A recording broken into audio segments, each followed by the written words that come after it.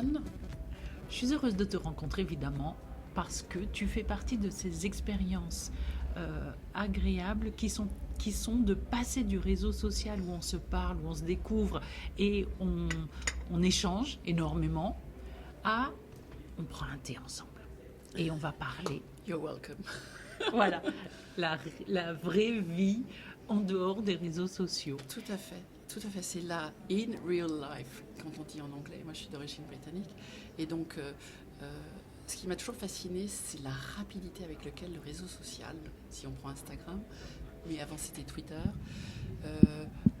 permettait le lien direct avec quelqu'un qu'on n'avait jamais rencontré ou qu'on ne devait jamais rencontrer. D'accord, parce ça ne fait pas les mêmes réseaux.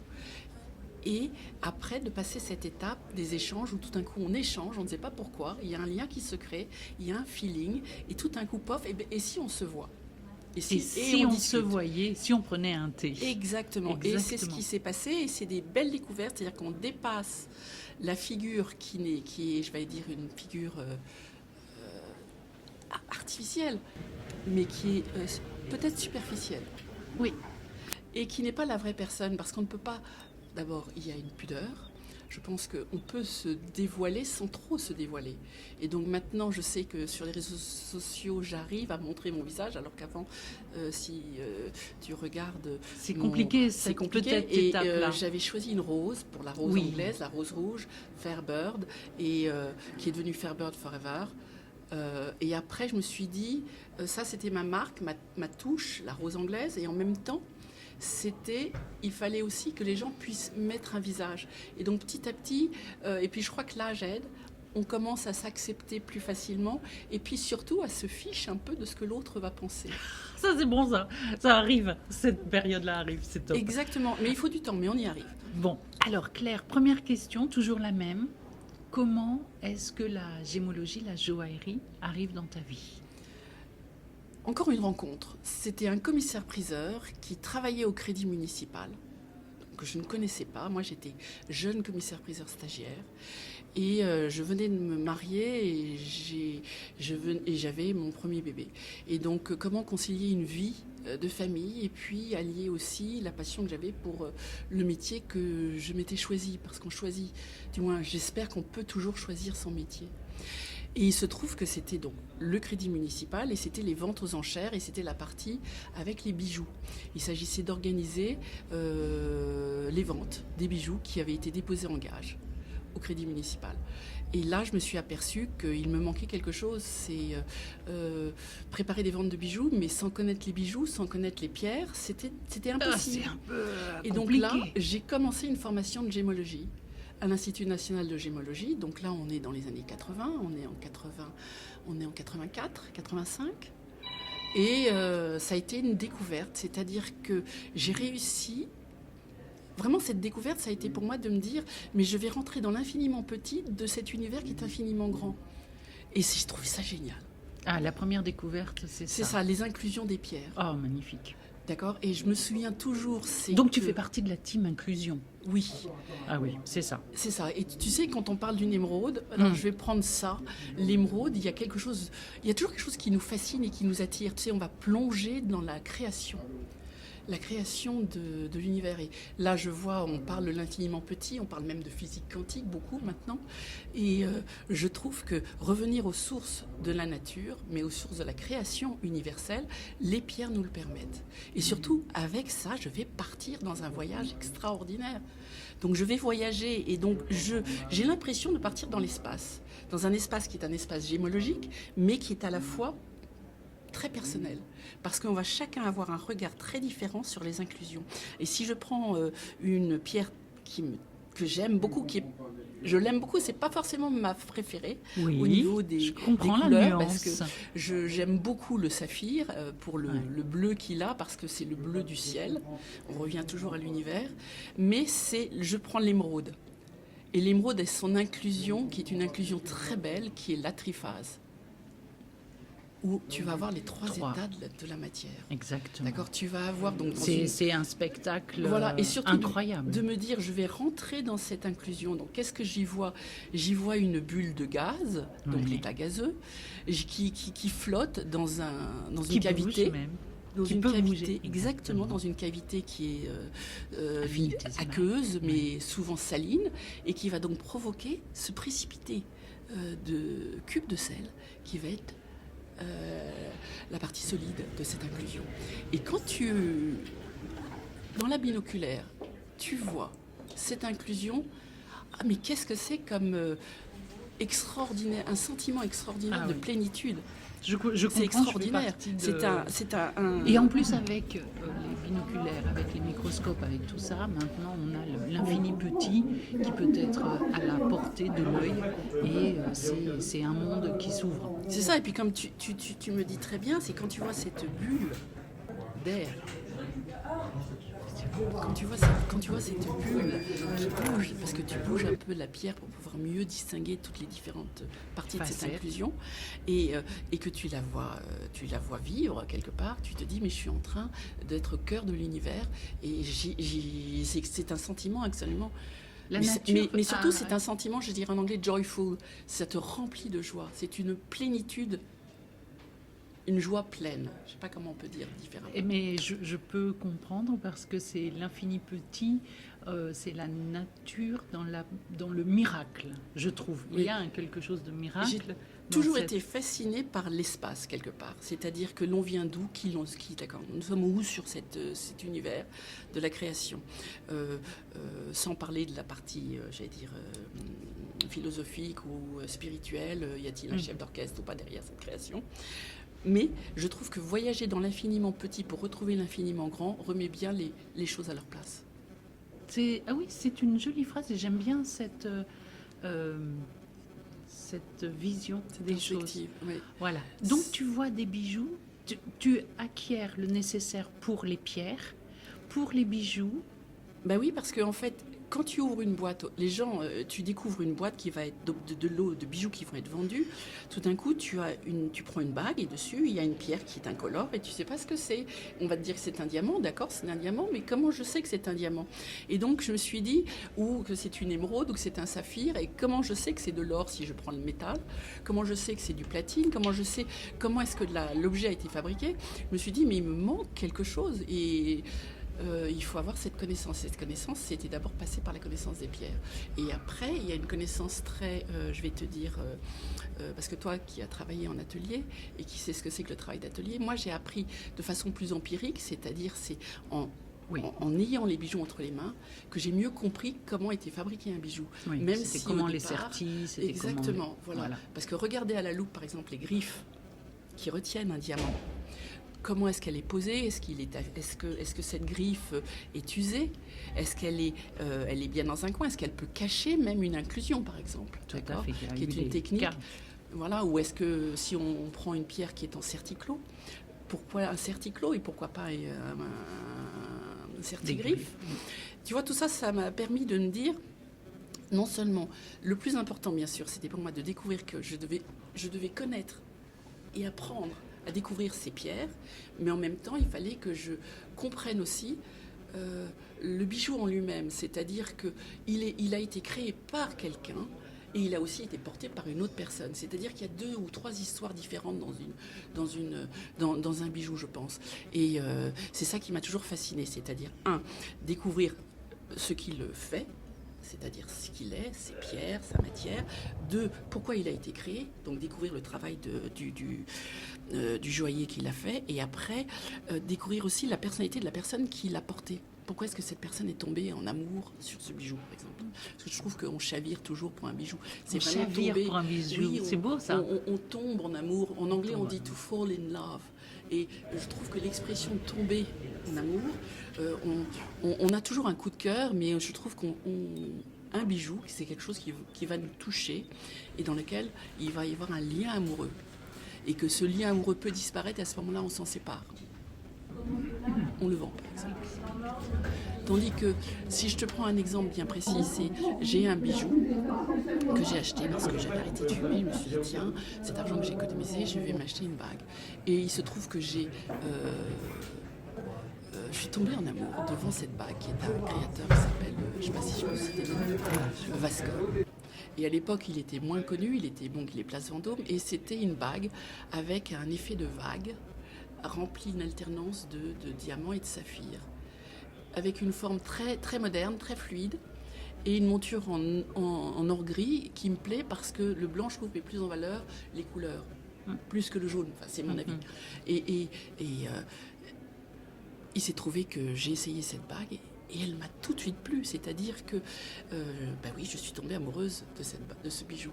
Et il fallait que je l'achète. Et je l'ai acheté avec l'argent que j'avais économisé.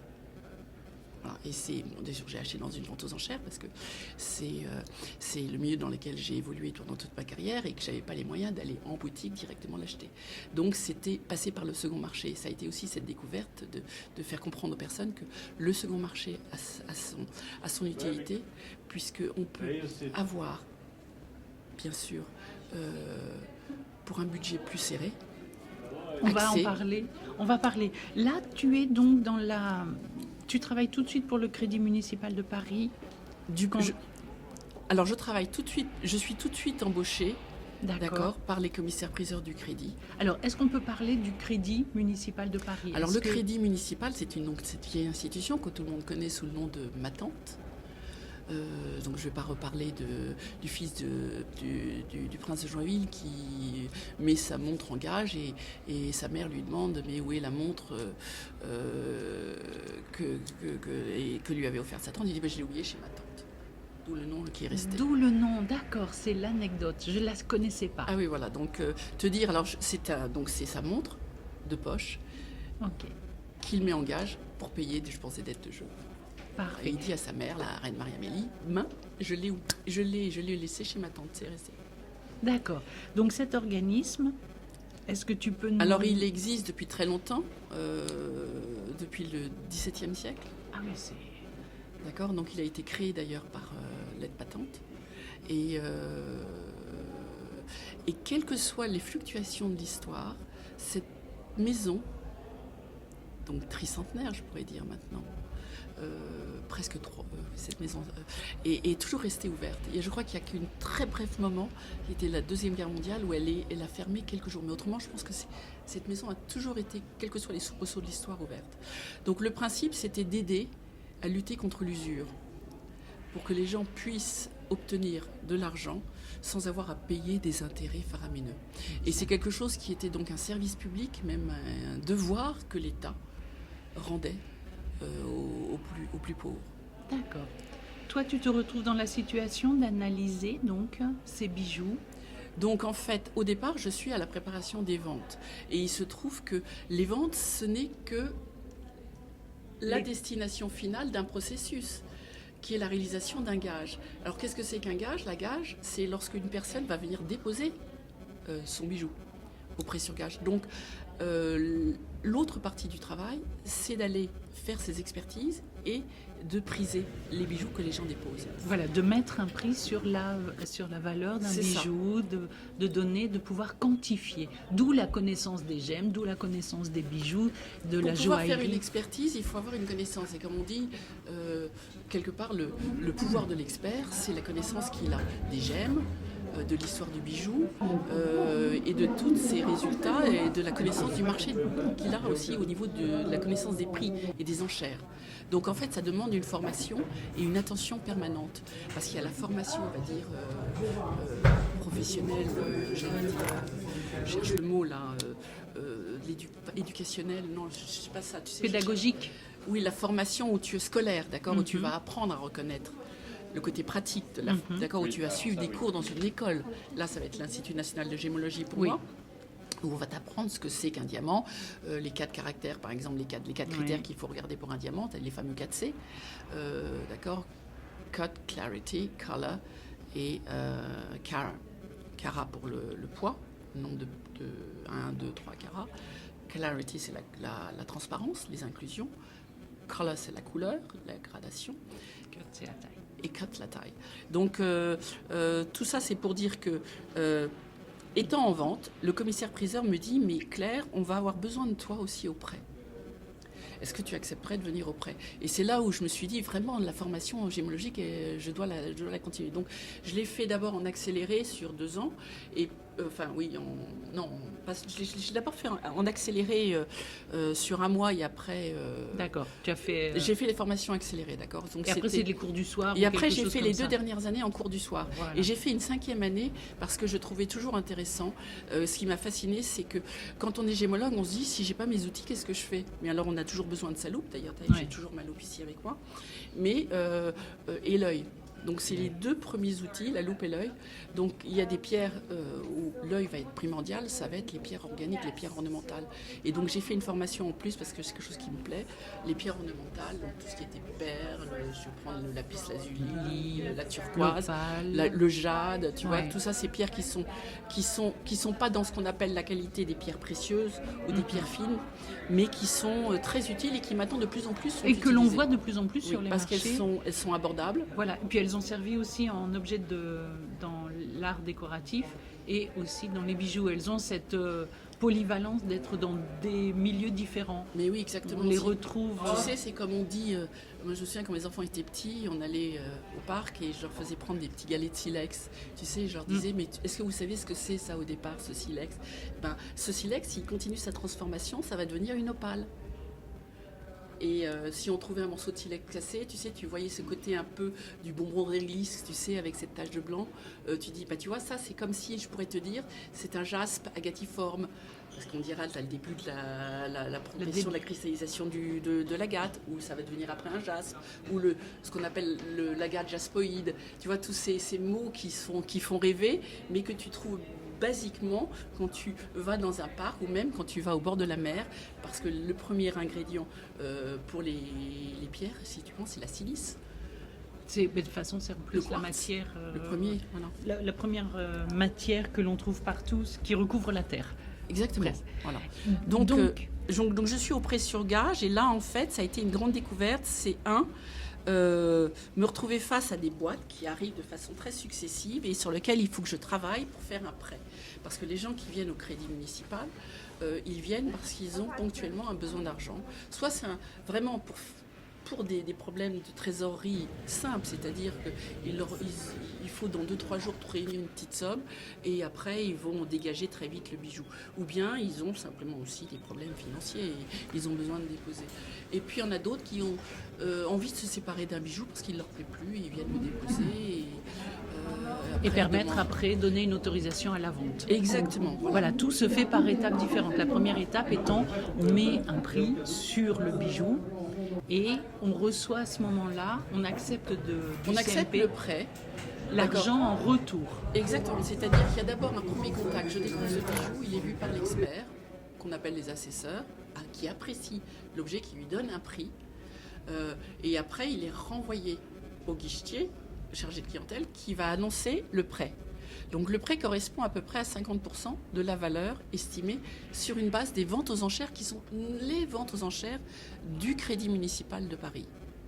Même c'est pas les ventes aux enchères des maisons comme celles que l'on connaît sur la place de Paris. Disons que ces autres maisons vont nous donner une indication basique de l'état du marché, mais nous, on va vraiment se référer d'abord sur les résultats dans nos ventes. D'accord. Puisqu'on a des frais de vente qui sont différents des autres Exactement. maisons et qui sont même très concurrentiels, parce qu'actuellement, je crois que c'est 18% de frais de vente prix marteau, ce qui est un des résultats pour des ventes judiciaires qui sont parmi les moins chers du marché. Oui, parce que quand on va à Drouot, on est entre 25 et 31%. Voilà, donc on fait le calcul, parce qu'il y a le prix du marteau plus les frais acheteurs Exactement.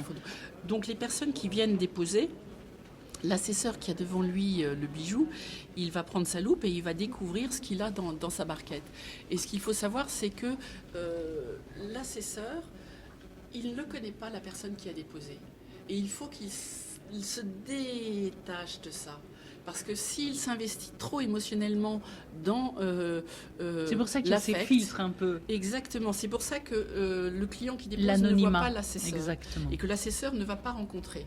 Alors, te dire que jamais on ne va rencontrer quelqu'un, ce n'est pas tout à fait vrai. Parce que quelquefois, je peux avoir besoin de demander un renseignement. Et que le chargé de clientèle va servir d'interface, mais quelquefois, ce n'est pas suffisant. Donc, oui, les questions de professionnels, elles sont des fois c'est nécessaires. un peu complexe, c'est ça. Ouais. Donc, ça peut arriver, mais pas la règle. Ok, donc il y a un anonymat, il y a une barrière qui est mise, il y a une estimation du bijou qui revient vers le client, à lui d'accepter ou non. C'est ça, sachant qu'on lui annonce, d'abord, il peut avoir un choc parce qu'il s'attend à une estimation énorme peut-être et qui a le prix du marché, parce que lui il pense au prix boutique et il ne comprend pas ce que c'est que la seconde main, le second marché. Exact. Et puis surtout, quelqu'un lui a peut-être dit que son diamant était un diamant et que nous, on va lui annoncer que c'est en fait une pierre fausse. Et donc il y a des déconvenus, il y a quelquefois il y a même c'est pour pour ça les pierres aussi de couleur. C'est pas facile et vraiment quelquefois j'admire les chargés de clientèle qui ont cette délicatesse d'annoncer des nouvelles qui sont pas forcément faciles à des clients qui sont quelquefois démunis, qui sont en état de stress. Puis qui n'ont pas la connaissance. Un diamant de synthèse ou une pierre de couleur de synthèse n'a pas la même valeur. Ça n'enlève rien ni plus ni moins, mais d'un point de vue prix, ça baisse les choses. Alors, je pense maintenant, si tu veux, c'est qu'il y a une procédure, il y a un process. Ce qui veut dire que tout de suite, on leur dit que ça va être estimé au cours du marché, mais les gens ne comprennent pas forcément, ils entendent ce qu'ils ont envie d'entendre.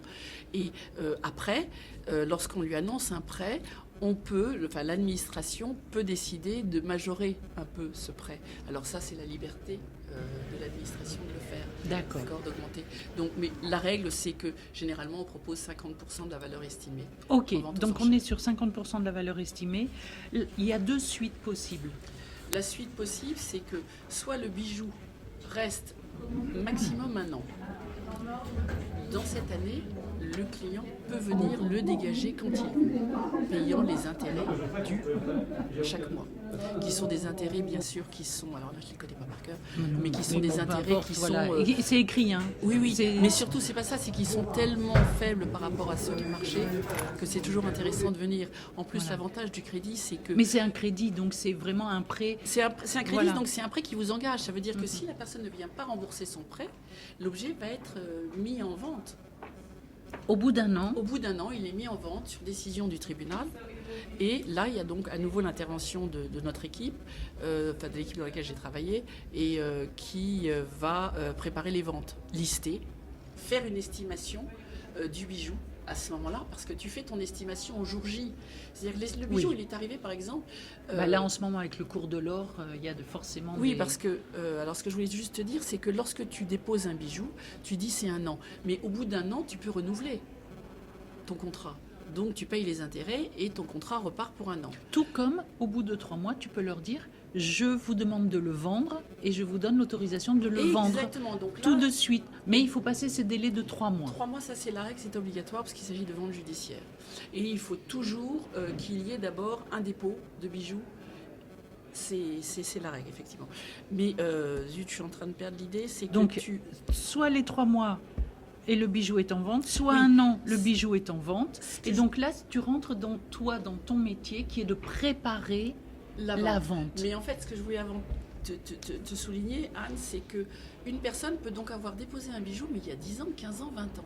Ah, tant de temps. Mais oui, parce qu'en fait, ton bijou, tu as un prêt qui dure 1 an. Oui. Si au bout d'1 an, tu renouvelles, tu payes les intérêts. En plus, maintenant, tu sais, tout est digitalisé, donc tu peux le faire en ligne.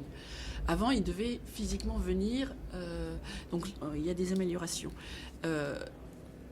Donc tu pouvais, on a des bijoux qui quelquefois sont venus en vente et c'était quelquefois bien 25 ans après le dépôt du bijou. Wow.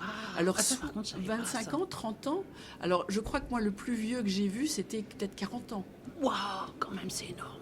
Ça veut dire que la personne était venue régulièrement à chaque fois redéposer les intérêts. Payer les intérêts, c'est-à-dire qu'elle a dû payer plus quand tu y penses que la valeur du bijou. Mais je pense que c'est des personnes qui... Peut-être une attache encore. Encore une attache très forte au bijou. Et puis peut-être qu'ils se disent c'est en sécurité. C'est vrai que c'est des coffres et qu'il y a une sécurité maximale et qu'on n'a jamais vu. On n'a jamais vu les coffres, il n'y a jamais eu de vol dans ces coffres. Hein. Donc c'est vraiment une institution où tu sais que tes objets sont en sécurité.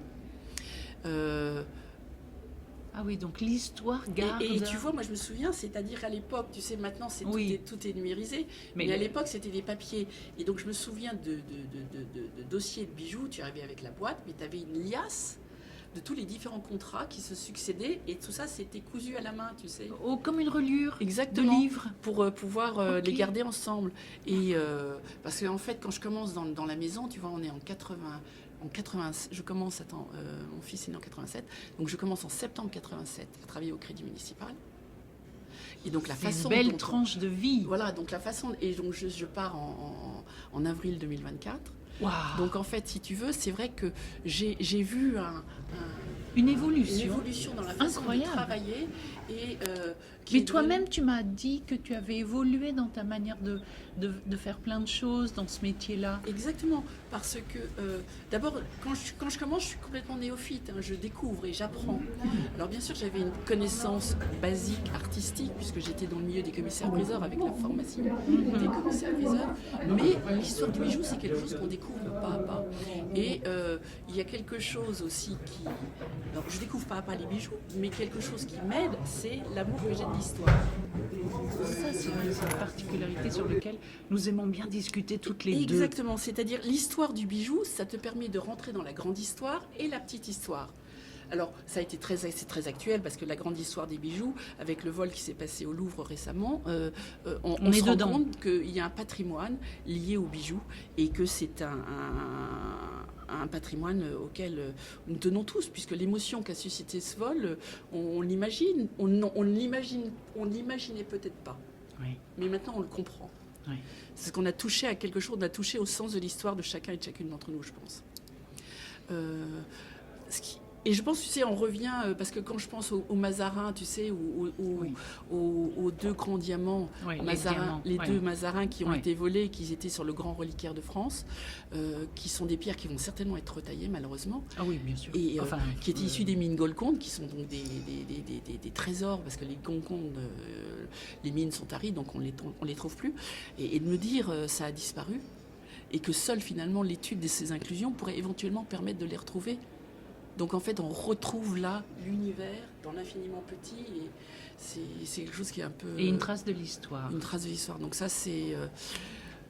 Donc je reviens, parce que je veux pas... Oui, je veux parce que pas- nous faisons des digressions, mais hop, on revient. Voilà. Donc en fait... L'histoire. donc, La l'histoire. grande et la petite La grande et histoire. la petite histoire. Parce qu'en fait, quand tu as un bijou qui arrive au prêt, ce bijou, tu vois, tu vas avoir une chaîne, tu vas avoir une bague. Souvent, en fait, la plupart du temps, qu'est-ce qu'on a? On a des colliers. Là, je vois ce que tu portes un collier, tu as des bagues. Voilà, c'est essentiellement, et les bracelets. C'est les trois types de bijoux que l'on peut avoir dans son coffre. dans son coffre, ou sa petite, je cherche le mot là, tu sais, dans son sac à Bourse. bijoux, dans sa bourse à bijoux. Et donc, je me suis rendu compte que ces bijoux, d'abord, ils sont faits pour être portés. Les gens les portent. Et souvent, tu sais, il y a quelque chose qui arrive, c'est quand tu au prêt et que tu as une personne qui vient de déposer son bijou et qu'il est chaud encore, parce qu'il était sur elle, et qui a encore la chaleur de son corps, parce que tu sais, comme le métal Bien sûr. est un métal qui est Conductible. conducteur, Ouais. donc la Je chaleur n'avais du jamais corps, réalisé cette partie-là. Et C'est même- bizarre. Ce qui est chouette, Claire, c'est que tu rends présent quelque chose qui pourrait être un acte de renonciation, un acte presque administratif. Tu le rends extrêmement présent et personnel dans la vie des gens. Mais oui, parce que tu rentres dans l'intimité d'une personne. Elle l'a porté autour de son cou, autour de son poignet, sur son doigt. Ça peut être la bague de fiançailles, par exemple. Moi, je sais que je suis toujours assez émue quand c'est des alliances. Et qu'elles sont à l'intérieur, tu prends ta loupe et tu vois des initiales et tu vois une date. Et tu te dis quelles sont les péripéties de la vie qui font que cette personne dépose son alliance. Mm. C'est toujours quelque chose, tu vois, qui peut être perturbant et qui fait que... Mais ce qui fait que aussi c'est l'attachement. Il y a beaucoup de connaissances où justement l'attachement sentimental, familial, historique fait que justement ils ne vont pas jusqu'à la vente. Ça garde précieusement Oui, comme. parce que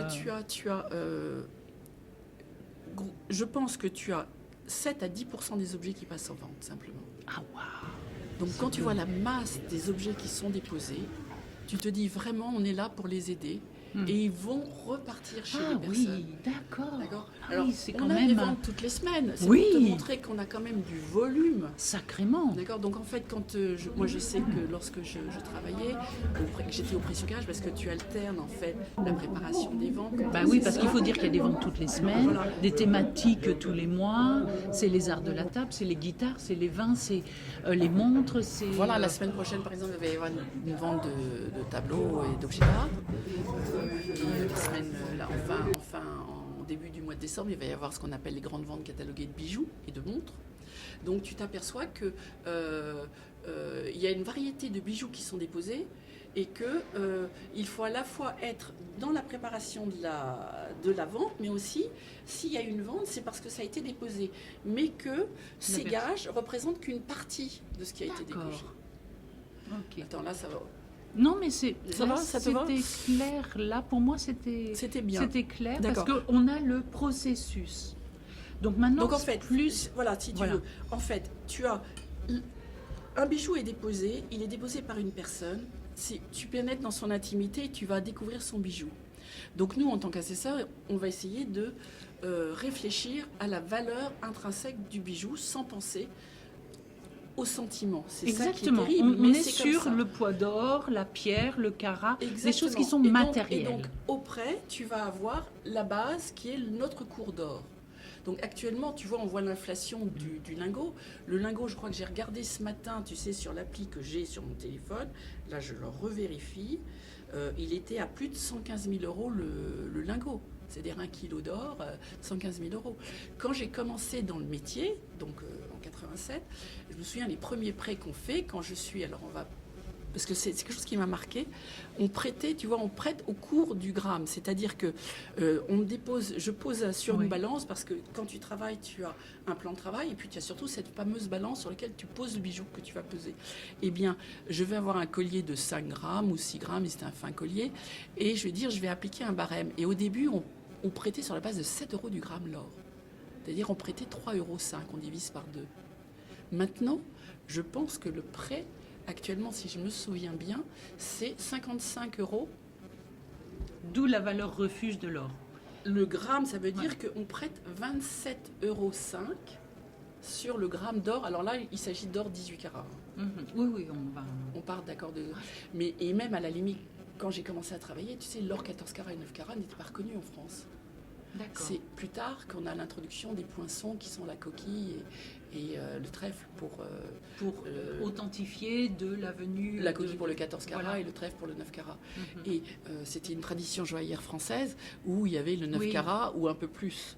Tandis que dans d'autres pays, notamment les pays anglo-saxons, ou si je prends l'Allemagne, l'Angleterre, ou même, je pense, l'Espagne, tu avais une tradition où on pouvait avoir des bijoux en 14 carats ou 9 carats. Oui, oui, Ça mais voulait pas- dire que, en fait, qu'est-ce que c'est que d'avoir un bracelet, par exemple, qu'on dit en or, alors qu'en fait, il a que 37,5% de sa matière qui est de l'or. Si on prend le 9 carats, 375 millième, et si on prend le 14, D'ailleurs, 58,5. ça prête assez à confusion parce que des fois, l'information dans les bijouteries, elles font de plus en plus du 9 et du 14 carats et ce n'est pas extrêmement bien indiqué, je trouve. Non. Donc les gens pensent que l'or est moins cher. Non, c'est juste parce que c'est pas totalement de l'or, il y a beaucoup plus C'est de ça. métaux autres et que des fois, l'information n'est pas hyper bien écrite ou c'est écrit en tout petit et on ne le voit Oui, pas. alors, tu vois, là, vraiment, pour moi, il y a une question, même, j'allais dire, un peu éthique. Oui, Est-ce qu'on on est peut d'accord. dire, est-ce que lorsque la matière principale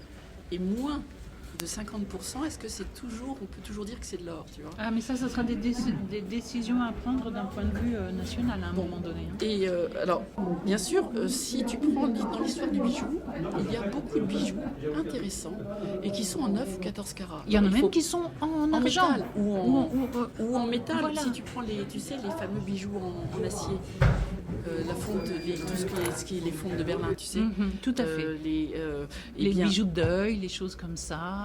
Eh bien, mais ça c'est différent parce que en fait, je pense qu'on ne triche pas à ce moment-là.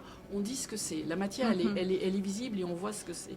Tandis que parler d'or, alors que c'est du 9 carats et que c'est pas la matière c'est un grand principale, sujet. C'est un grand sujet. C'est un grand sujet.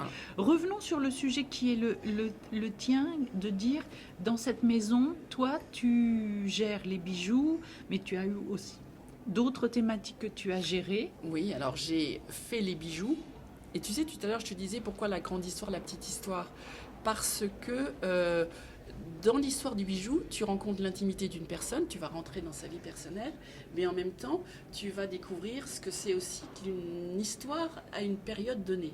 Oui, Et cette histoire à une période donnée va te permettre de comprendre aussi ce qui se passe dans la vie, que ce soit politique ou sociale. un style, une mode, un mouvement. Exactement. Donc si on prend par exemple le bijou romantique, d'accord, on est dans les 1830, entre 1820 et 1840. On est en pleine période de Louis-Philippard. Et là, tu vas découvrir la façon de vivre des gens de l'époque. Il y a quelque chose qui est très intéressant, c'est que ça suit aussi les mouvements artistiques.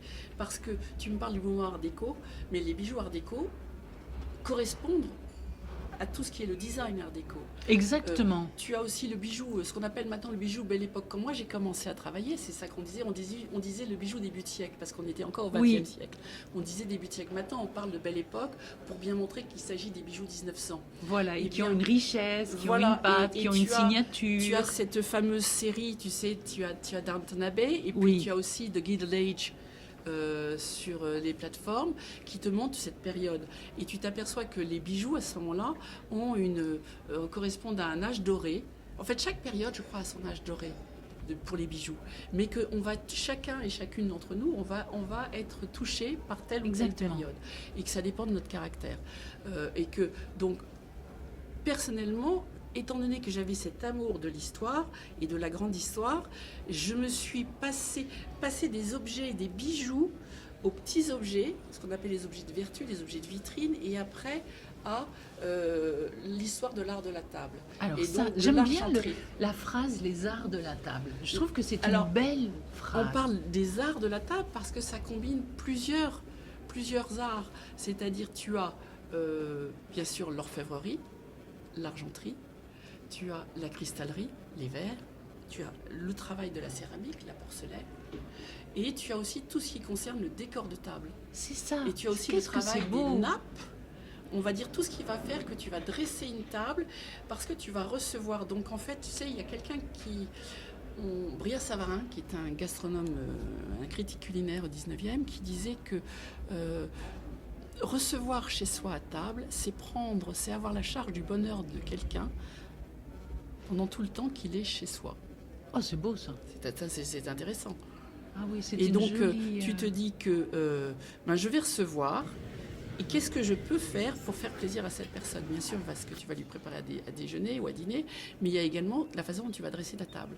Et surtout, je suis persuadée maintenant que le lien entre aujourd'hui et hier, c'est justement de faire ce mix and match entre ce qu'on nous a reçu par tradition familiale ou par héritage ou par goût et tous les objets que tu peux acheter dans la vie de maintenant où il y a tellement de créateurs et de designers qui font des choses fantastiques. Et donc tu peux faire ce mix and match entre la modernité d'aujourd'hui et la petite histoire dans l'avant. Voilà. Que ce soit ta tradition familiale où tu vas utiliser les couverts que tu as reçus de tes parents ou de ta grand-mère, ou les verres. Le sucrier, les verres, quelquefois... Et puis surtout, je pense qu'il est important de se dire, mais j'ai des choses chez moi que j'ai eues par héritage, mais que je peux utiliser et détourner. Tu sais, si je prends un rond de serviette, alors est-ce que tout le monde prend maintenant, est-ce qu'on a une serviette à table mais tu peux toujours te dire, je prends un rond de serviette et puis je peux mettre dedans des petites fleurs séchées, tu vois, ou prendre ce qu'on appelle les fameux petits... Tu avais ce qu'on appelle les chauffe-plats au 19e. Qui étaient des structures assez rondes ou ovales, voilà. Et dans lesquelles on posait les plats et il y avait des petites bougies à l'intérieur pour tenir au chaud le plat. En fait, tu peux très bien te servir de ça pour passer d'une personne à l'autre un plat quand il est très chaud. C'est ça. Au lieu d'avoir des maniques. En fin de compte, c'est continuer à faire vivre un art. Encore une fois. Redécouvrir un usage ou le changer. Le transformer. Le transformer. Tu sais, rien de secret, tout se transforme. J'adore cette phrase. Ça, c'est important. Hein. Et puis... Et toi, tu te plais dans cette nouvelle découverte des arts de la table? Alors, oui. Parce que je pense qu'on est là pour vivre. Mais pour vivre, et on vit ensemble. Et je pense que le plus important, c'est et les toi, relations. Tu amènes le bonheur. Voilà, c'est via vivre. ce On vit moment. ensemble. On vit ensemble. D'accord. Et je pense que la vie n'est pas faite de... Si, la vie, elle est faite de petits instants. Qu'est-ce que c'est que le bonheur? C'est des petits instants. Et bout à bout, tu t'aperçois que c'est ça le bonheur. Tu te dis pas, je suis en train de vivre du bonheur là. Ouais. Mais petit à petit, tu vas t'apercevoir que ces petits instants font ton bonheur. Ah. Et ces petits objets, par exemple, qui t'accompagnent. Moi, je sais que, par exemple, chez moi, j'ai un tout petit bronze miniature qui représente un petit cochon devant son auge. Et il est tout mini. Et en fait, je le regarde et tous les jours, je le touche. Tu vois le côté tactile de la chose. Et je me dis, tiens, je lui dis, je vais passer une bonne journée. Et puis, je pense à toi. Et hop, je suis contente de t'avoir vu. Donc, en fait, ce que les objets apportent. Voilà, tu sais, il y a quelque chose... chose... Tu es dans ça, toi? Oui, c'est-à-dire qu'il y a... J'ai toujours baigné, par tradition familiale, dans les belles choses. D'accord, c'était comme ça. Ouais. Et est-ce que ça emprunte, est-ce que ça laisse une empreinte dans ton cerveau, dans ton œil? Oui, parce que tu te dis un objet, par exemple, j'ai chez moi, les gens me disent, mais tu as beaucoup d'objets anciens chez toi, Claire. Mais je dis, mais en fait, c'est des objets que j'ai reçus par tradition familiale, par succession, et que j'ai. Non, en fait, je me dis, et que il y a pas de nom. Tu t'es réapproprié. Non, c'est pas dire qu'il y a une raison pour laquelle en fait je fais ce métier, et je crois que c'est inconscient. Tu sais, tu connais la phrase de Lamartine, c'est « objet inanimé, avez-vous donc une âme qui s'attache à notre âme et la force d'aimer ». Ah non, je ne connais pas. Tu connais pas? Non. Mais attends. Écoute, j'apprends des trucs en une heure de temps. Parce qu'en fait, objet inanimé, avez-vous donc une âme qui s'attache à notre âme et la force d'aimer. Parce que les objets inanimés, moi j'ai toujours été entourée d'objets par tradition familiale. Mes parents, quand on était jeunes, c'était soit on allait faire une promenade dans les bois, soit on allait au musée. D'accord, on baignait là-dedans. Chez ma grand-mère, c'était un hôtel particulier, il y avait énormément d'objets d'art. Donc en fait, je baignais. Donc en fait, si tu veux, naturellement, et c'est quelque chose qui est arrivé sans que je le comprenne, je recevais ces différentes informations dans ta bibliothèque personnelle. C'est ça, et je me suis construite naturellement sans que j'ai vraiment d'efforts à faire. Après, il y avait cet intérêt pour l'histoire, je pense que ça c'est aussi issu de ma tradition familiale, qui fait que je me suis intéressée aux objets. Mais la vie est ainsi faite que j'ai eu des périodes de ma vie avec des différents moments compliqués, qui fait que je devais à chaque fois apprendre à me dégager de ces objets. Parce qu'il fallait soit que je m'en sépare, oui. D'accord, ou soit, oui, il fallait que je m'en sépare parce qu'il faut payer les factures. Voilà, il y a plein de choses dans la vie. Et donc je me suis dit, j'ai réussi en fait. Pourquoi est-ce que je fais ce métier, surtout concernant les bijoux, où je suis devenue gémologue? Parce que tu touches à des objets qui valent de l'argent, qui coûtent en principe cher, d'accord, mais que tu ne détiens pas. Donc j'ai trouvé une sorte de cette année de me dire, je vais faire un métier qui va me permettre d'avoir le sentiment d'être quelque part... Il t'accompagne. En fin de compte, tous ces objets... Donc j'ai la fortune de ces j'adore. objets. Et c'est une fortune immatérielle, d'accord? Et bien surtout, sûr. c'est un plaisir. Donc, et puis, je crois qu'à chaque fois que tu rencontres un objet, un bijou, je vois là, par exemple, là, j'ai ma bague de fiançailles, il a été porté par ma belle-mère, qui l'avait reçu de quelqu'un d'autre. Donc en fait, il y a une sorte de tradition qui passe de personne à personne. Voilà. Et ces objets qui sont inanimés ont cette mémoire. Et donc cette mémoire, je l'invoque et surtout, je veux la partager. Je trouve que, tu vois, moi je suis toujours surprise dans plein de choses, Claire. Oui. Quand je rencontre des personnes aussi passionnantes, c'est que on commence par une petite chose de la vie où on discute sur Instagram et on rentre dans ce qui fait ton ADN. Presque. Tu vois, maintenant je sais. Parce que moi j'ai dû apprendre à me détacher des objets. Par exemple, un des premiers objets des lieux, tu sais, en fait, l'immobilier. Moi j'ai été élevée avenue Rapp, dans cet immeuble La Virotte, qui est un immeuble de famille. Art Nouveau, c'est la plus belle façade Art Nouveau qu'on connaisse. Et il y a dessus une histoire. La grande histoire. D'accord, donc. Et surtout, c'est que. La période. Oui, c'est ça. Et puis surtout, il y a une histoire derrière chaque élément de cet immeuble. Et si tu vois la porte que tout le monde connaît de cette avenue Rapp, où tu as je sais pas, si tu l'écris, c'est un phallus au repos. Et puis en fait, on racontait toujours, tu ouvres la porte et tu rentres dans la voûte de l'immeuble. Et cette voûte de l'immeuble, c'est quoi? C'est l'utérus d'une femme avec les trompes de Fallope qui sont les escaliers. Et tu as la cour intérieure qui est l'utérus. Et donc en fait, l'architecte, il a eu un délire là-dessus complètement érotique sur la représentation féminine. Et donc en fait, moi je sais, tu as la salamandre qui est sur la porte d'entrée de l'Arnurape. C'est un magnifique symbole de la féminité. D'accord, que l'on retrouve dans d'autres... Alors, tu me parlais de François Ier, c'est exactement, à la fois le symbole de François Ier, mais c'est aussi la féminité et la fertilité. Et donc en fait, l'avenue Raff fait que lorsque mes parents sont décédés, il a fallu qu'on se sépare avec mes frères et sœurs de cet appartement. Et donc dire adieu. J'ai été baignée dans l'Art Nouveau quand j'étais jeune, petite. Je me suis mariée dans cet immeuble. Il a fallu que je dise au revoir à ce lieu. D'où le fait que les objets passent dans ta vie et que tu transmets. C'est une sorte de... Il y a un lien quand même, tu vois quelque chose. Tu dis au revoir à des lieux, tu dis au revoir à des objets qui t'ont transmis quelque chose. Et donc moi, dans le métier que j'ai choisi, je me suis trouvée... On doit être heureux dans le métier que l'on choisit, je pense. Moi, j'étais heureuse dans le métier, c'était une passion. Parce que j'ai eu la chance de pouvoir partager ces moments très personnels de tous ces objets, de tous ces bijoux, et de pouvoir après les retransmettre à quelqu'un d'autre. Et puis d'offrir aux autres ce qu'elles ont donné à d'autres, parce que tu avais une des particularités que j'ai vues avec toi, c'est que tu as une mise en beauté des objets à chaque fois. Donc, tu ne fais pas juste dire...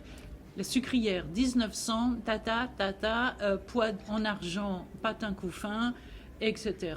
Allez, le prix, 150. Non, toi, tu as une mise en beauté à chaque fois. Et ça rejoint un peu, je trouve, dans ta manière d'être et dans ton histoire. Gentil. Oui, écoute, tu me fais plaisir parce que vraiment, et c'est encore un travail que je fais sur moi-même, c'est apprendre à me détacher des objets. C'est-à-dire, tu sais... Ah ouais, donc ça n'en finit pas. Ça n'en finit pas, parce que tu sais, tu accumules, en fait. Et si on prend, là, tu vois, on arrive à un âge où tu réfléchis, tu te retournes sur ce que tu as déjà vécu. Et je m'aperçois que j'ai tellement d'objets qui se sont accumulés chez moi et que je voudrais réussir à libérer un peu de l'espace.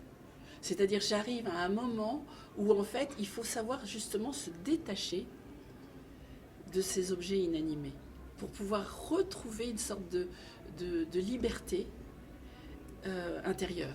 Parce que quelque part... C'est une philosophie de vie. Enfin, Claire, excuse-moi, je trouve que c'est une belle philosophie de vie. Et je me suis dit, parce que les objets, c'est une chose, mais le plus important, je me rends compte, c'est les objets transmettent quelque chose, mais ils transmettent une âme qui est l'âme des personnes qui les ont détenues, qui les ont aimées. D'accord ? Et donc, en fait, c'est les liens que tu as avec les personnes. Et donc, on revient toujours à la question, c'est le rapport à l'autre. Et moi, le plus important, finalement, je m'aperçois aujourd'hui, c'est quel lien je tisse avec mes enfants, quel lien je tisse avec la personne nouvelle que je rencontre, par exemple, la rencontre que je fais avec toi, et les rapports ce qui s'en dégage. C'est-à-dire, c'est un échange perpétuel. Et je fais plus attention maintenant, je pense, à notre humanité, à l'immatérialité de cette relation-là. Voilà, mais que je m'aperçois que pour y arriver, j'ai dû apprendre à bien connaître la matérialité de tous les objets qui nous entourent. C'est-à-dire les bijoux que tu portes. Pourquoi tu portes ces bijoux ? D'accord ? Pourquoi est-ce que chez toi tu vas mettre ce tableau ? Ou pourquoi tu vas le retirer ? Pourquoi tu vas vendre un objet et pourquoi tu ne vas pas le vendre ? Tu vois ? Et donc en fait, quand j'ai fait mon métier, tu sais, quelquefois je me disais, j'étais au prêt-sur-gage, alors tu es limité dans le temps parce que tu peux avoir une très bonne journée à un moment donné, je crois qu'on est arrivé, on pouvait faire 250, 300 clients par jour, t'imagines ? C'est énorme. Donc, en fait, en rendez-vous, c'est pour ça que c'est si grand. Non, c'est pas des rendez-vous, les gens ils viennent au prêt-sur-gage sans rendez-vous, tu sais. Oui, alors ils peuvent sur rendez-vous, mais ça semble. C'est parce que c'est digitalisé, tu dois te noter. Exactement. Mais... sur le principe, le principe, c'est que tu as cette liberté de venir. Tu choisis quand tu viens, il y a des créneaux horaires, on va dire. Mais tu as cette liberté de venir quand tu veux. Après, quand le bijou est déposé, il y a un laps de temps. C'est-à-dire que, grosso modo, il ne faut pas dépasser 1 heure. Et que même... donc, ce qui veut dire que lorsqu'il y a beaucoup de monde dans la salle, Parce que moi, j'appelais la salle des pas perdus. C'est-à-dire, quelquefois, quand j'étais fatiguée d'expertiser, parce que c'est un travail à la chaîne. Maintenant, en fait, tu sais, on te pose des barquettes qui sont remplies de bijoux, tu les prends les unes après les autres, et tu dois faire une expertise. Et tu dis, chaque personne a son histoire, et je suis là pour aider chaque personne. Donc, chaque personne a le droit d'avoir le temps qu'il faut pour que je puisse lui faire le meilleur prix. Oui, mais ça, c'est parce que toi, tu as cette éthique-là. Mais en même temps, tu es limité dans le temps, c'est-à-dire que tu dois travailler vite. Donc tu as appris, enfin moi j'ai appris à travailler vite et à avoir des techniques d'expertise rapide. D'accord. Et petit à petit, tu vois, même ça t'aide. Je me disais, je mettais dans la main un bracelet, je dis tiens, ça comptera. Moi, j'arrivais même sans avoir à le poser, oui, à deviner c'est le vrai prix, arrive. le poids d'un objet. Et après, j'ai vu différemment d'ailleurs les caissières de mes supermarchés parce que je trouvais que j'étais comme elles, c'est-à-dire je travaillais à la chaîne, j'avais des boîtes, pof, je donnais une barquette, et puis je passais à la barquette suivante, et puis etc. Et donc, il faut savoir au bout d'un moment, tu sais, parce qu'il y a beaucoup de poids où c'est de l'or, c'est-à-dire tu dois tester l'or, tu as des acides pour t'avoir, si c'est du 18 carats, du 14 carats. Oui, tout à fait, avec le toucheau. Tu vas toucher ces bijoux et tu vas juste déterminer, peser et donner avec le barème qu'on a. Oui, c'est très mathématique presque. Hein. Tout à fait, là-dessus, il n'y a pas de réflexion à faire. Voilà. Par contre, tu peux avoir tout d'un coup une barquette où tu vas avoir une belle broche ancienne ou une bague avec un diamant sur lequel il va falloir que tu prennes ton présidium, tu sais, pour le calibrer et réfléchir. Donc là, tu vas prendre plus de temps. Mais tout ça, c'est fait dans un rythme. Et donc, quelquefois, tu disais, je vais passer 10 minutes, un quart d'heure, une heure. Non, tu ne peux pas passer une heure. Il faut que le temps est compté. Et comme tu sais, le temps, c'est de l'argent quand même au prix sur gage. Mais il s'agit quand même de donner le meilleur de son temps. Donc, quand je voyais que j'étais fatiguée, ce que je faisais, c'est que je quittais ma place et j'allais, de façon anonyme, marcher dans la salle. Et je voyais ces visages de ces gens. Et je me disais, mais si Claire, tu es utile, ton travail est utile, tu viens. Et je repartais requinquer à ma place. Avec toute l'énergie qu'il faut. Pour refaire les expertises. Parce que quelquefois, ça peut être assez entre la chaîne et puis le fait de dur. travailler. Oui, et puis c'est vrai que c'est bien de se rendre compte qu'au poids de l'or, on fait une multiplication, ça donne un résultat. Mais tu n'oublies pas que derrière, il y a des gens, derrière, il y a un savoir, derrière, il y a plein de choses qui sont immatérielles. Tu sais, c'est un peu tu sais, la loupe. D'ailleurs, cette loupe, toujours ma loupe, tu sais, parce que moi, je trouve que c'était ça. Tu sais, il y avait qui disait, regardez par le petit trou de la serrure. Je crois que c'est 2 gars qui disaient ça. Eh bien, moi, je regarde par le petit trou de ma loupe. Voilà, mais c'est presque un prisme. C'est un prisme de vie. Cette loupe, tout comme ta manière d'être avec les objets, je trouve que quand tu parles de ça, tu parles de toi. J'adore cette vision-là. Je vais te raconter une anecdote. C'est une fois, donc on est dans les années 90. Je suis au prix-sur-gage et là, je vois un bijou qui arrive et c'est une magnifique montre de gousset, très grosse montre. Avec des complications et surtout c'était russe, visiblement écrit en cyrillique et je comprenais pas très bien ce que ça voulait dire. Et donc là, je suis allée demander au chargé clientèle, est-ce que tu peux demander des informations à la personne, parce que j'ai l'impression que c'est quelque chose d'important. Et là, il se trouve que je me suis retrouvée face, parce que la personne a demandé à me parler, donc là, je suis allée la voir, que c'était une personne d'une famille royale. Tu sais, ces fameux rois sans trône, et qui venaient de déposer. Pays, oui. Et elle m'a tout expliqué. Donc en fait... tu avais la généalogie de la pièce. Exactement. Et donc à partir de là, j'ai pu lui faire... tout en gardant, si tu veux, la discrétion, parce que j'étais... Et donc je lui ai fait le prêt, et après, en fait... elle est partie rassurée, contente, et après, je sais que l'objet avait été dégagé. Donc, tu vois, on avait rempli notre rôle, mais moi j'avais fait un peu cette partie un peu de la petite histoire. Il y a la règle, voilà, et puis il y a l'exception, le moment que tu donnes autrement, peut-être à cet objet, et on en revient à l'histoire. Exactement, donc tu vois, au prix-sur-gage, tu peux avoir toute variété, tous horizons qui viennent déposer. Mais je trouve que c'est vraiment un organisme qui est en même temps salutaire, économique, a un rôle social et qui est très dans très sécurisant et très sécuritaire. Qui est réconfortant. Voilà. Réconfortant, parce que Il y a les gens, quelque chose je pense comme ça. Et puis aussi, je m'aperçois, si tu veux, c'est que par rapport aux personnes qui fréquentent Drouot, les gens qui vont aux ventes de Drouot, souvent ils sont un petit peu inquiets, c'est-à-dire qu'ils ont des vitrines remplies de bijoux, mais quelle est l'origine de ces bijoux, d'accord? Est-ce que ces bijoux sont des ventes entre guillemets montées? Est-ce que tu sais, ce sont que des successions? Alors que lorsque tu viens au crédit, dans les ventes du crédit, tu sais qu'il s'agit de bijoux qui ont été déposés par des particuliers. Donc tu as pas une preuve, mais tu sais d'où ils viennent. Complètement. Et après, tu redonnes une vie à ces bijoux. Et en plus, comme je l'explique aux personnes qui achètent, parce qu'ils sont un peu gênés, mais je profite de la détresse des personnes, mais puis je ne dis pas du tout. D'abord, vous avez que moi, 7%, je le vois pas comme ça. 7% des objets qui passent en vente.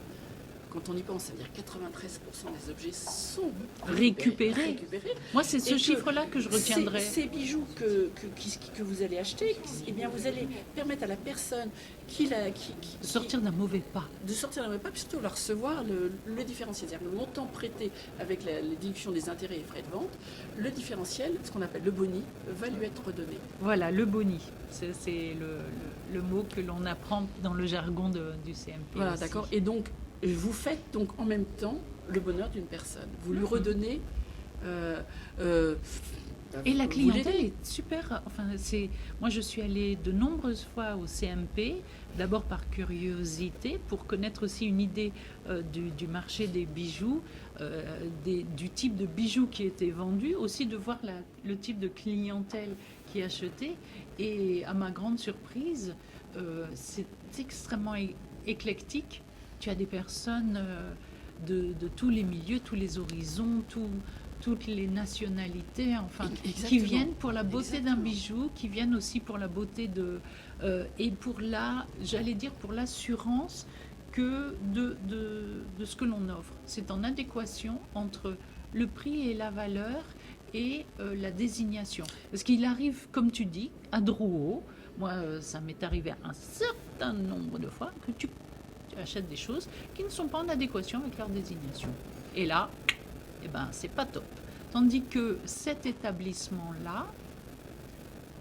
les fiches, si tu vois les fiches des catalogues que nous faisons... moi, c'est un plaisir, tu vois, de lire, de savoir, parce que c'est un musée, 2, c'est une part de l'histoire, et il y a une désignation qui permet des détails qui sont lus, pris en considération, alors qu'ailleurs, peut-être pas. Oui, en fait, quand j'étais à la préparation des ventes, d'accord, le but pour moi, c'était de défendre l'engagiste. Parce qu'il dépose ses objets, s'il a demandé la vente, c'est qu'il en a besoin. Donc je me suis dit, il faut que je mette en valeur son objet.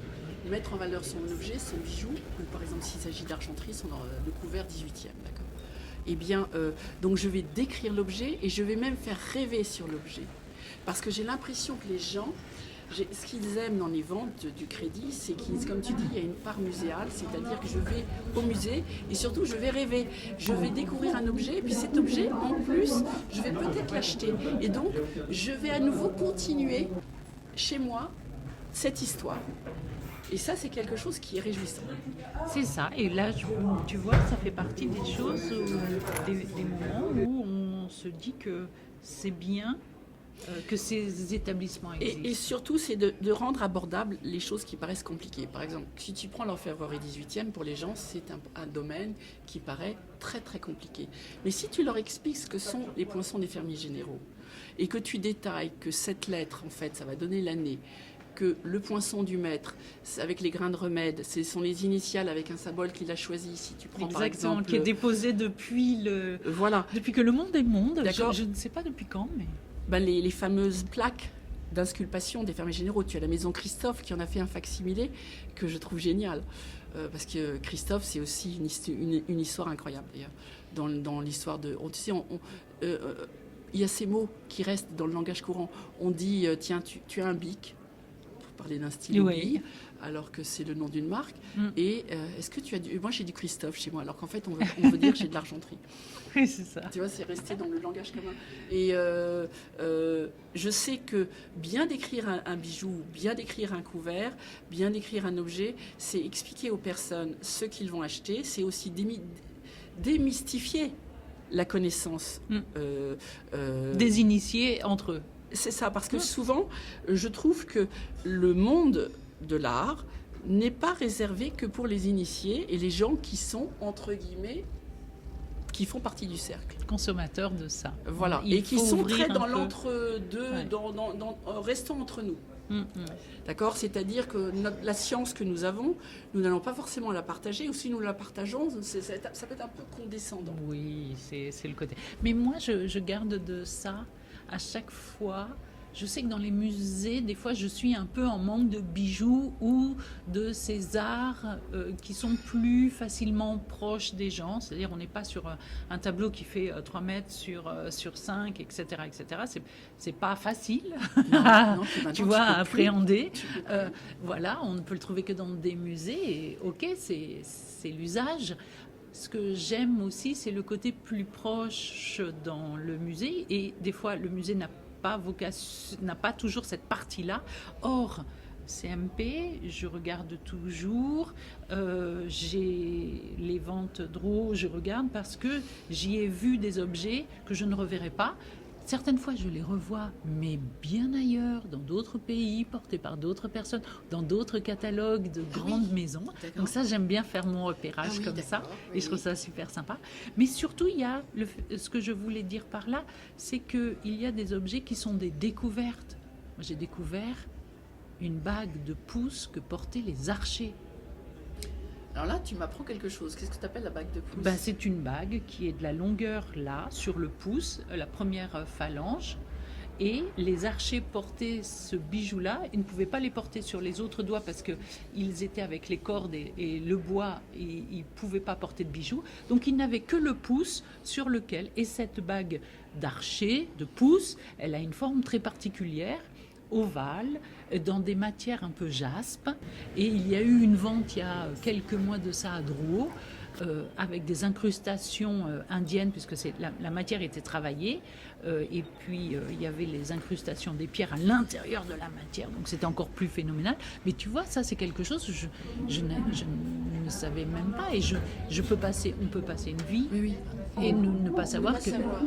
Voilà, et c'était d'inspiration mongole. Donc autant te dire qu'on est loin.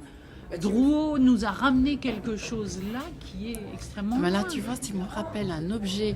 Je me souviens parce qu'on avait fait pour les réseaux sociaux un petit film sur un sifflet de fauconnier. Donc mongol, d'accord, Voilà. qui était 18e. Et en fait, on a découvert cet objet et ses fonctions, mais c'était joli. Et c'est un objet que l'on voit pas en principe. Mais que tu vas Et pas donc, voir tu et peux qui va passer à peut-être côté. même disparaître de la surface de la Terre parce qu'il va être acheté pour une collection privée ou pour un musée qui aura du sens pour eux et puis il va partir plutôt loin, tu vois. Puis comme c'est des objets qui sont petits, des fois, ils passent à la trappe, on les voit plus. Donc c'est vrai que cette partie de rendre les petits objets vivants, moi, ça m'intéresse. Et comme toi, avec les arts ménagers, tu vois, tu leur redonnes du vernis. Je trouve ça... Oui, c'est... Mais tu vois, là, maintenant, j'essaye d'arriver à plus de simplicité dans mon rapport aux objets et aux bijoux. Par contre, je pense que cet amour du bijou reste, quoi qu'il arrive. Et je remercie mon métier parce que j'ai découvert, en fait, j'ai grandi avec mon métier. Tu vois, et en plus, tous les jours, j'apprends. Tu vois, le bijou d'archer, merci Yann. Tous les jours, j'apprends quelque chose.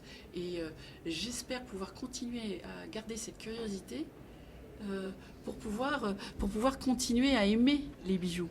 Tu vois, et je me dis, tu sais, on se dit, mais quand tu travailles dans des ventes aux enchères, tu dis, mais tu es tenté, tu as besoin, tu as envie d'acheter dès que tu vois un truc. Et tu dis, mais est-ce que les finances vont suivre? Et en fait, je me suis rendu compte qu'il y avait dans les ventes aux enchères, tu sais, une forme d'addiction, c'est-à-dire que tu veux acheter et tu vas acheter ou tu achètes. À ce moment-là, tu accumules les petits bordereaux. Ou bien il faut savoir, mais une fois que la vente est passée, pof, l'addiction elle est finie. C'est-à-dire que c'est typiquement l'addiction. C'est alors. vraiment l'adrénaline que tu as au Oui. moment où tu enchéris.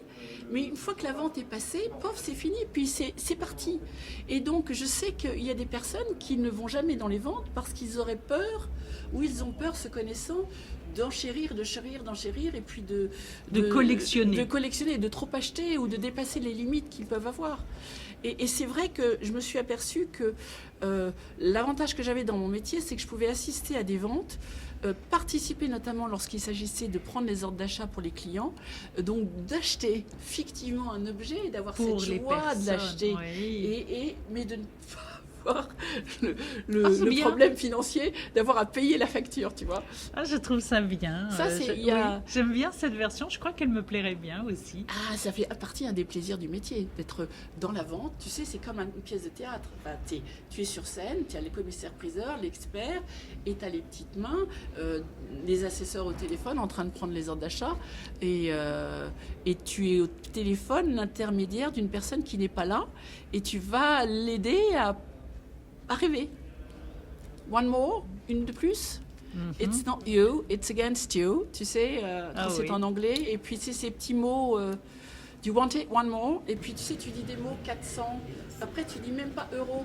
Tu dis 4. On est à 4100. Encore un, 10 de plus. Et puis, tu sais, et tu t'aperçois que ce sont des chiffres très immatériels. On reste dans le sorte de mélopée. Oui, il y a une sorte, tu sais, tu dis un peu, tu sais, comme c'est presque une code, une sorte de code qui se fait. En tout cas, merci beaucoup, Claire. Écoute, j'espère que c'était un moment sympathique d'échange qui m'a fait dire des choses auxquelles je ne pensais pas d'ailleurs, parce qu'on est rentré peut-être dans le plus profond de ce que je ressens en ce moment. Mais merci Anne. Écoute, moi, ça a été un plaisir. Je ne savais pas que nous aurions cette discussion si légère et si profonde. Donc, c'est comme d'habitude. À chaque fois, c'est une belle découverte, une belle discussion. Et elle me ravit. Merci de ta sincérité, merci de ta présence. Merci pour le boulot que tu fais à faire aimer les objets, je te dirais. Je trouve que là, tu réussis bien. Que, tu vois, en fait, ma réelle passion, comme c'était l'histoire, donc l'orfèvrerie, je me suis dit, quand je serais partie à la retraite, tu sais, je ferais un vlog sur faire découvrir l'argenterie et dire que c'est pas compliqué, en fait.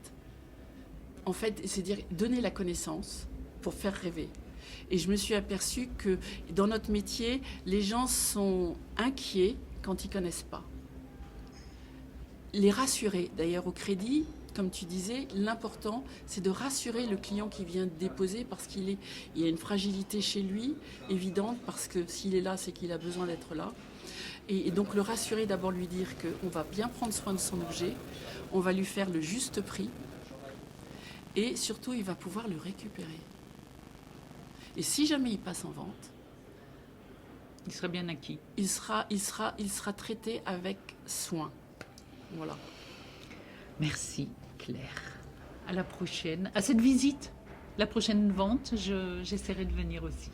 Alors il y a la prochaine vente, bah oui, c'est la semaine prochaine, les ventes de tableaux. Oui, puis les fêtes de fin d'année aussi. Et puis les grandes ventes cataloguées. Voilà, les grandes ventes. Parce qu'on n'a pas parlé, mais les bijoux du Cédum.